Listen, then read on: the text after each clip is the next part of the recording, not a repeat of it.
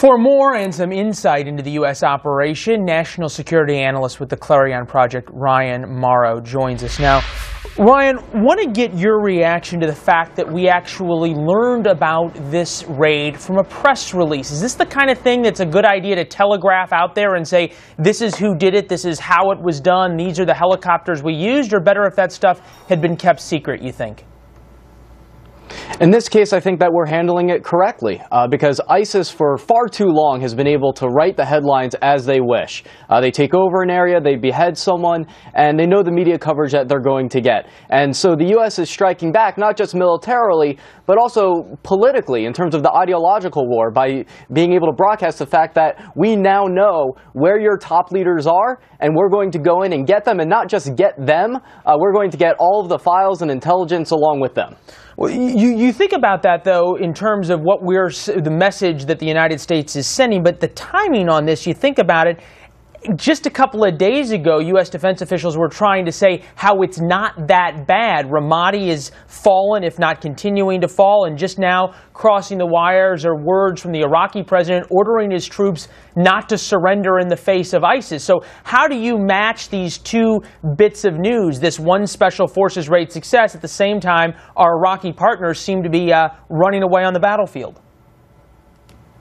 Well, just like in any war, there's going to be bright spots and there's going to be not so bright spots. Definitely what happened, this raid in Syria, is a tremendous victory for the United States, and it seems that everyone's very excited about the intelligence it's going to give us into the command and control overall, not just their financing, and it might even allow us to be able to figure out where other leaders are that we can take out. As for what's happening in Iraq, the Pentagon says that ISIS has lost overall about 1/4 of their territory. Now, they're springing back in places like Ramadi, and I'm very concerned about that. But it's worth noting that there are some areas where there's success, even if other areas we see ISIS gaining in. I'm most concerned about the flow of foreign fighters, though, because if you look at the kill rate that the U.S. military has of ISIS fighters, roughly about 1,200 a month based on the numbers that are out there, and you compare it to the flow of foreign fighters, well, they're getting about 800 to 1,250. What you're saying is the ratio's off. They're getting more people to replace their dead. We're not winning in the overall count.